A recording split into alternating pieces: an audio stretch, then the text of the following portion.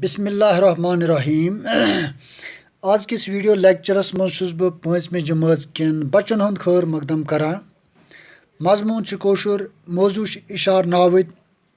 उनवान सोन वतन टाटे बच्चों पतम वीडियो लेक्चर तो असल पे याद मे करे तो एक्सप्लेन नावुद नावुद गो नाव उर्दूस मज वन इसम और अंग्रेजीस मज वन नावन नावुद अमुक जमा नाविद नावुद डेफिनेशन यथ लफ्ज़स मज इंसान सुंद जानवर सुंद जानवर सुंद या कुन जाय हुंद नाव आस सु लफ्ज़ नावुद मिसाल कलम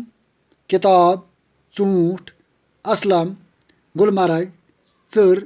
वगैरह वगैरह तुम हेकु अत मज इजाफ त करित इशार नाविद यह सोन अजुक मौजू इशार नावुद उर्दूस मज वन इसम ज़मीर और अंग्रेजीस मज वन प्रोनाउन इशार नाविद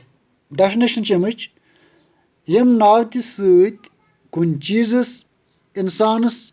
जाय तो हैवानस कुन इशार करने तथ इशार नावुद वनान मिसाल हम हु यम तम तमस तस सु वगैरह तुम थो यथ जुमलस कुन ध्यान तो यह असल पे समझ असलम सठा जान लड़क असलम चूँकि यथ जुमलस मज नावुद और नावतिक जाय